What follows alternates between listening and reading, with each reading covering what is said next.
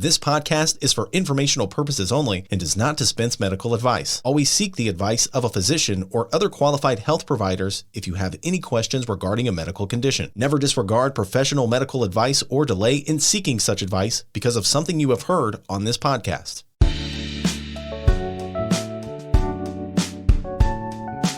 Welcome to a show that we like to call Prostate Cancer Real Talk. Did you know that in the U.S., 1 out of every 8 men will be diagnosed with prostate cancer during his lifetime? 1 out of 8. And black men are 50% more likely to develop prostate cancer in their lifetime and twice as likely to die from the disease. But hey, we're not here to quote statistics and tell you how tough prostate cancer can be. Rather, we are here to create a supportive community of survivors. A place where we can discuss the real-life coping methods from the perspective of a married couple who are living through it day by day. Our hosts, Elle and Shay. This is Prostate Cancer Real Talk.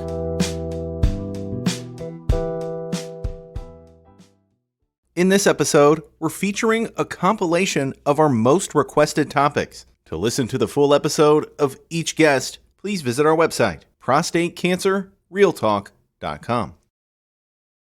I'd like to welcome Dr. Kundu to our podcast. Hello, Doctor. Hello, and thanks for having me. I'm excited to be here to kind of give and disseminate the information and disseminate what information I can so patients and individuals can be more informed. Shay, I think you wanted to start out with a question that you had for Dr. Kundu. Oh, I have a lot of questions for Dr. Kundu. But welcome, Dr. Kundu. Thank you so much. As Elle mentioned, you're his personal surgeon, and I'm so grateful and thankful to you for taking amazing care of my husband. So thank you very much. Yes. So I want to start because I just didn't know a lot about prostate cancer. And I know you have so many patients, and you probably can't remember when Elle and I was there and you told Elle for sure that he had prostate cancer. My first thing, I was in complete denial.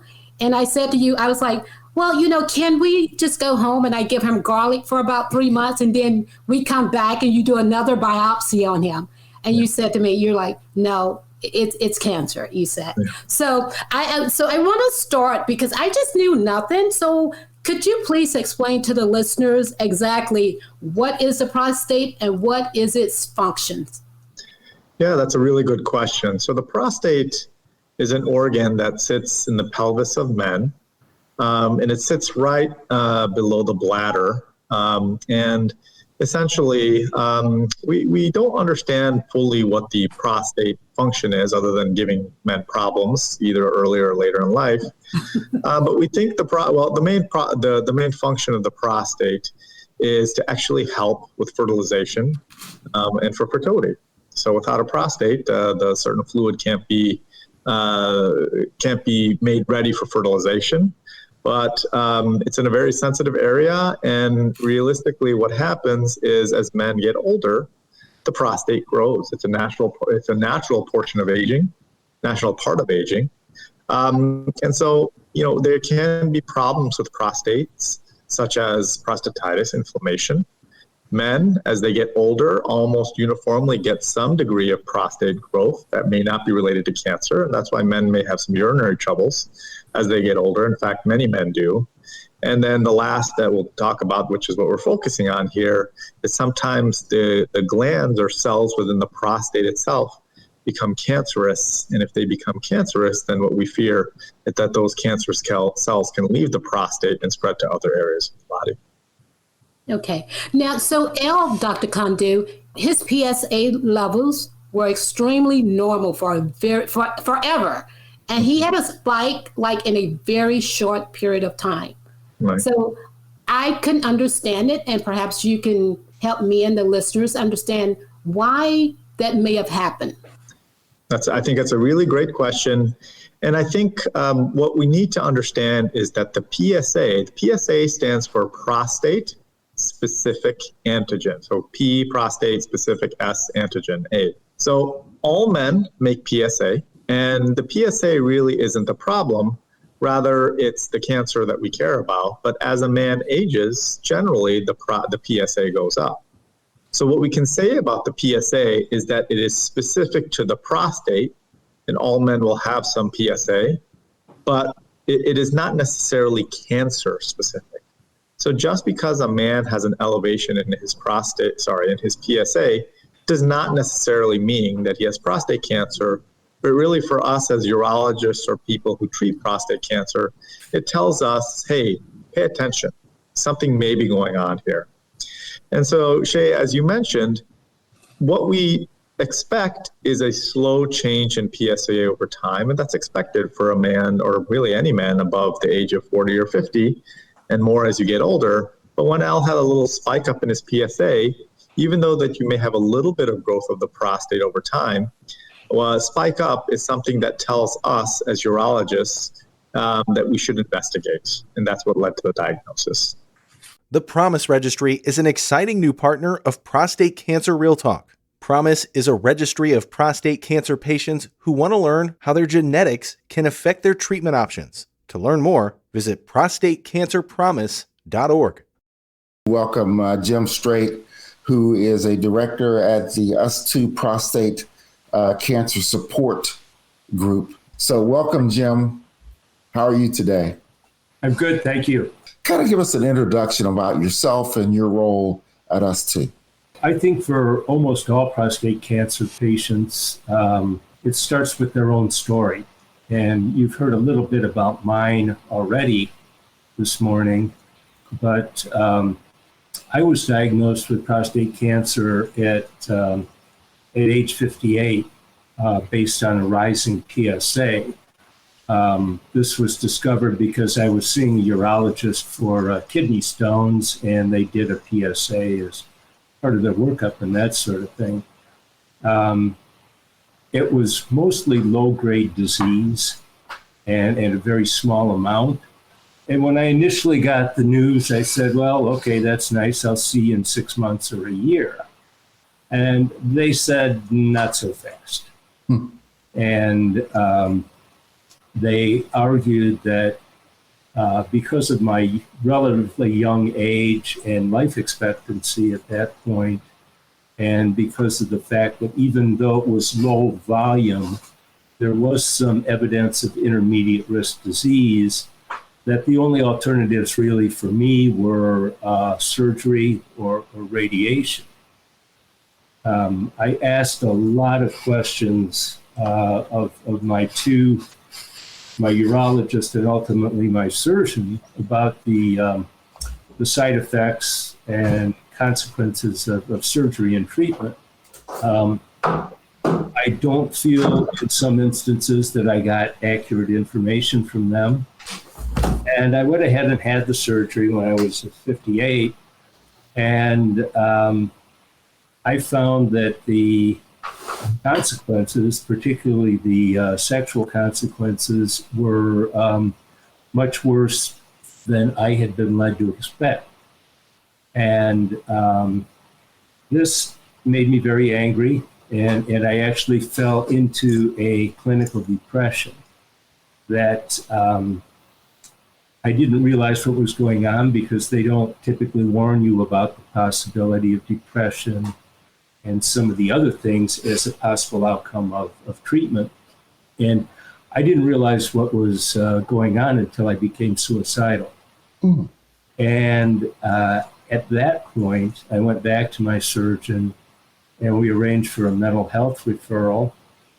And I got some medication and I got some therapy, and that helped me a great deal. Somewhere in this process, I found my way to an US2 support group. It's the support group that meets in Chicago at Gilda's Club.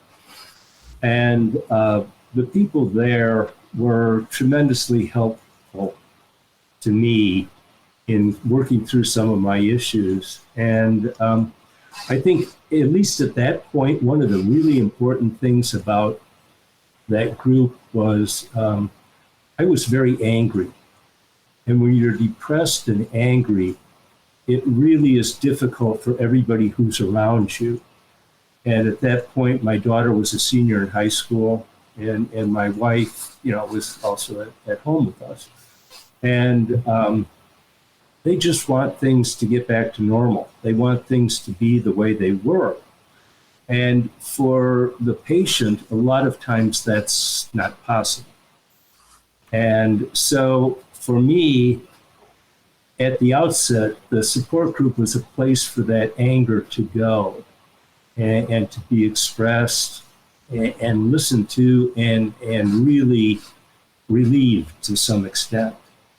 So that was my initial experience with the support group. And as time went on, working with other guys who were going through various difficulties with prostate cancer treatment and effects of treatment, I found that trying to help them allowed me to step outside myself a little bit and actually find healing through the process of helping other people.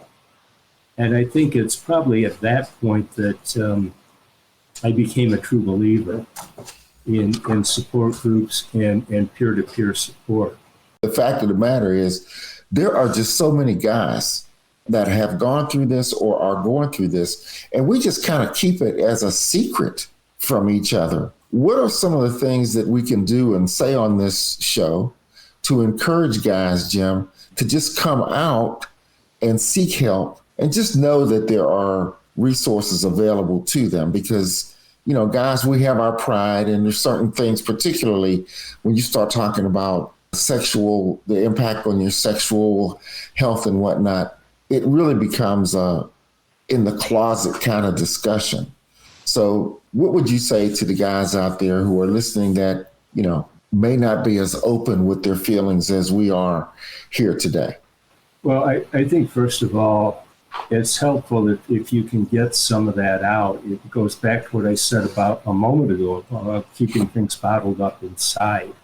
And I think there are a huge number of men that do just that. And I think that they're suffering because of that. The issues surrounding prostate cancer and its treatment are some of the most personal that a man can experience. I mean, nobody wants to stand up and say that I'm that guy with incontinence, I'm that guy with sexual dysfunction. I mean, it's just not something men really want to do. But the truth of the matter is, as you suggested a moment ago, there are a lot of people, a lot of men out there with those issues.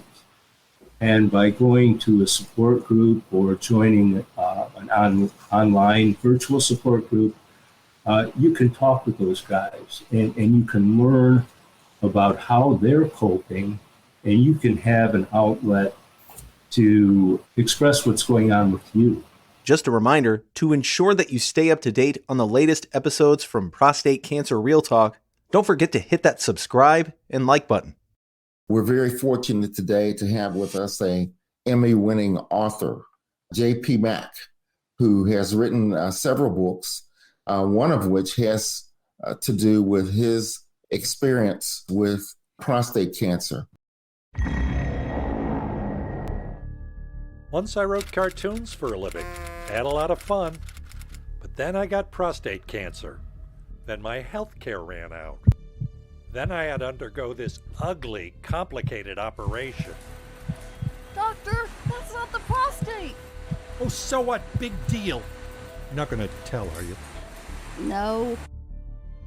Eventually they got my prostate, but the fun was just starting.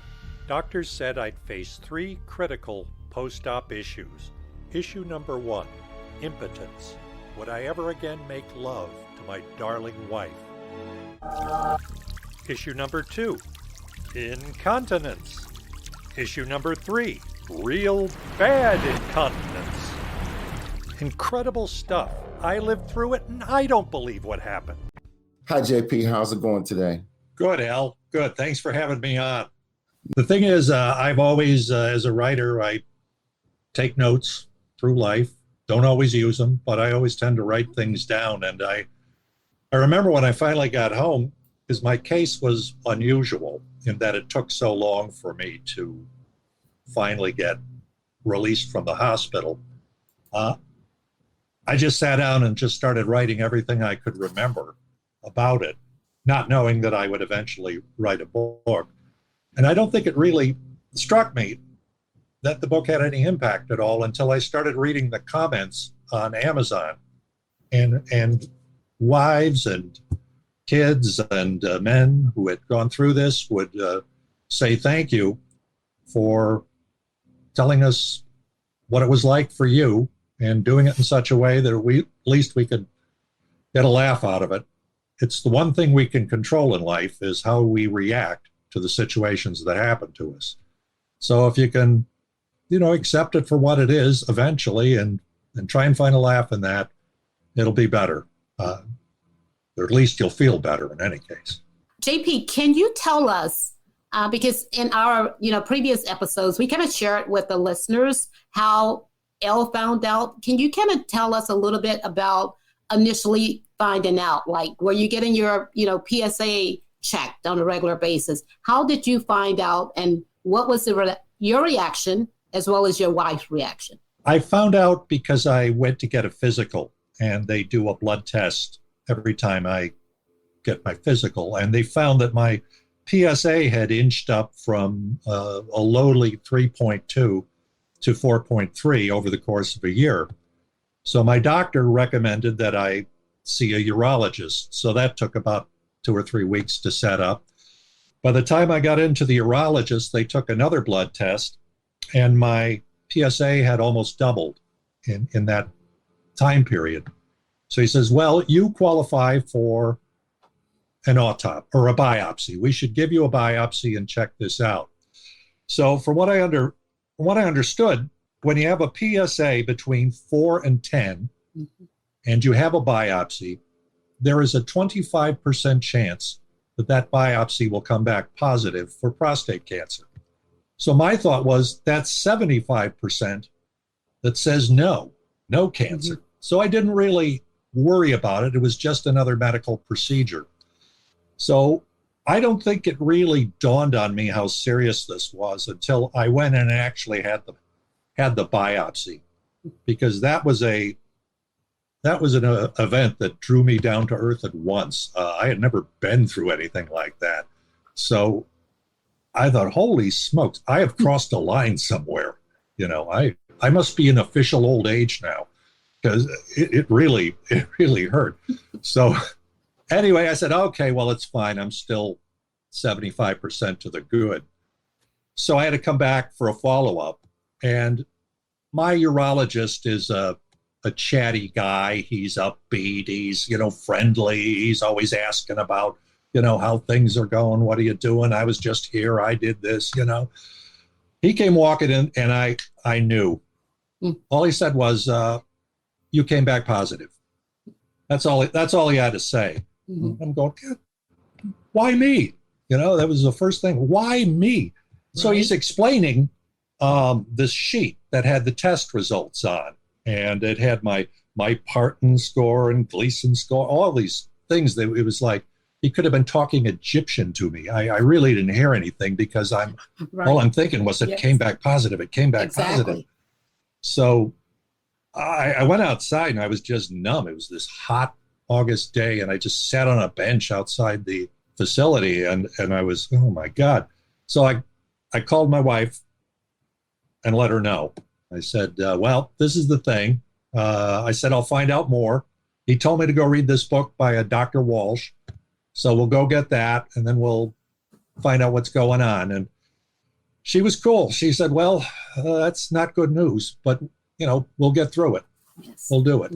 Yes. And her support was, I don't know how I could have done that without her, because her support was really vital to getting through the whole situation. So we read that Walsh book, and we didn't read all of it, because everything you thought about prostate cancer, it's in there. He put it all in. He was a big, my urologist told me, he said he was a big mover and shaker in prostate surgery years ago, when they used to do it manually. Not manually, but they wouldn't use the robotics. The robot, yes. So they'd cut you open like a sockeye salmon, and they just go wading around in there and trying to find. You have all these delicate nerves on the prostate that affect your continence, that affect, your sex life. There are all these delicate nerves on the top of it. And so Walsh, apparently, this is kind of the deep weeds of prostate cancer, but I'll just go ahead. He came up with a way to kind of suction out the blood so that the surgeons could actually see what they were doing. Because before they just get in there and they'd cut away, and then your life was different by the time they were finished. Again, I'd like to come back to the book and to your experience. And, from your perspective, what is your hope that the book and your sharing your experience will do for people who are considering or who have received this diagnosis and considering the surgery option or the radiation option? What do you hope that your book does for them? Well, let them know that there's hope. In other words, I had a particularly extreme series of things go wrong for me. So, and I've had people say this in the comments on Amazon, for example. My case wasn't as bad as yours, but I'm glad you wrote that. Or my father is going through this, and I saw this book and I got it for him, and he was laughing, and so it was much better. In other words, it kind of takes a very dark event in people's lives and at least lets them know that you can get through it. Probably won't be the life you had before, but you can still do okay. Hey guys, this is El. Did you know that during the treatment of prostate cancer, our genes may be our most powerful tool? That's why the PROMISE Registry was formed, and that's why I joined. To learn more, go to prostatecancerpromise.org. That's prostatecancerpromise.org. We're very excited to have Dr. Murphy back with us again. Dr. Murphy has been with us previously, and he is a specialist, a urologist, but he also is a researcher focused on research for prostate cancer among African American and Black men. So welcome to the show, Dr. Murphy. Hi, thank you all for having me again. The last thing I want to talk about today is support. What do you say about the support mechanism available for people who have got prostate cancer? I will say that prostate cancer is one of the more difficult cancers to understand for patients because of the different treatment options that are there, the lack of knowledge around what the prostate does, kind of what these side effects will mean for you. I think that's, and then also, when you go and you have early prostate cancer, you have to go through, let's say, radiation. You may be going for 43 treatments over 5 days a week, and you may get tired during that. You may have a side effect. So there's marriages and partnership, intimate partnership is one level of support. Then you have your family who can be either a hurt or a harm, depending on how they help you through that. They can be a stressor, or they can be a real boom, a real support. And then there's people who are in support community, like us too, which I'm on the board of.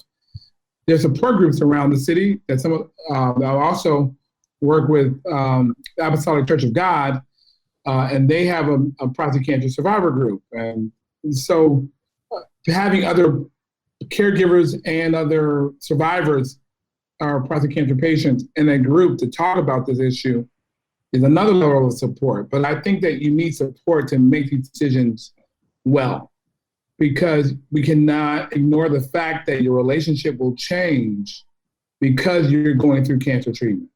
We can't ignore the fact that this will have an impact on your partners. And so even how you tell your partners who you talk to is a big deal. So I always try to encourage men to bring their partners in, their trusted family member or support person, sometimes it's their best friend, into that meeting. So that someone will hear you, hear the doctor give this information and actually can absorb some of it. Take notes even, right? So that you can know what that doctor said. Because if you hear cancer, most men are like a deer in headlights. They only heard cancer. They didn't hear me tell them about the sexual side effects or what they value most. And all they can say is, Doc, you make the decision, because of the emotional fight or flight response that's happening. So to me, the men who have loving partners or loving family support that's really in there with them, they make the best decisions. They feel the best during it. So I really, really am an advocate for finding the support you need. And like you said, hopefully, most people would be on the good side of it like we are. And there should be support for the people that, have a more severe case than Elle did. Vulnerability is a tricky thing in relationships, and especially with strangers, right? Like, part of men's difficulty in telling their partners that I have prostate cancer is, you expect me to be around for you until you're old and ready to die, and I can't promise you that, right? That's a big hit to your role as a protector provider. I think sex plays a big role into relationships intimacy. Mm-hmm. And I think there's a big need for people to be able to redefine what intimacy looks like after prostate cancer treatment, because even the anxiety or stress of going through it can make erectile dysfunction happen, right? Like, just being psychologically distracted, worried about your own mortality or the outcomes of the procedure. Will I make it through the surgery, right? Mm-hmm. Can make people angry, mean, ornery. Yeah. So I think people don't talk about it because we don't like being vulnerable with our own wives. How are we going to be vulnerable with strangers, right? Right. Okay, so Dr. Adam, we want you to leave a ray of sunshine, some hope to the listeners. We've been really, really heavy, and prostate cancer is a very serious subject, but we want you to leave some sunshine for the listeners, like it could be okay. The good news is that there's actual real rays of sunshine in prostate cancer. One thing that I'd say is that if you can catch prostate cancer early, it has like a 99% survival rate. So when you find it early, you can live a long, normal life. That's one. So get screened early and keep screening with your primary care doctor. Number two is a lot of data talks about how Blacks die more often with prostate cancer especially when they get metastatic disease that spread all over. But it turns out that African Americans actually respond better to several treatments for metastatic prostate cancer and have a longer survival than American whites do. So when you're in treatment, Blacks do well stage to stage. And so I think that no matter what your color is, the field is moving forward towards better treatment, towards avoiding overtreatment by watching people when they're appropriate to be watched with active surveillance, and for treating people at the right time when their cancers say that they need to be treated. So lots of positive motion now. Dr. Adam Murphy from Northwestern Medicine here in Chicago. We're very pleased to have you. An incredibly interesting and engaging conversation today. So thanks again for everyone for tuning in. So thank you very much. Thank you. Thank you, Dr. Adam. You're welcome. Thank you for having me. To find out more information on the guest you just heard or previous guests and a list of Prostate Cancer Real Talk episodes, visit our website, prostatecancerrealtalk.com. And if you have a question, comment, or if you would like to share your story, send Elle and Shay an email, ellandshay@prostatecancerrealtalk.com. That's LEL and Shay, SHAY, @prostatecancerrealtalk.com.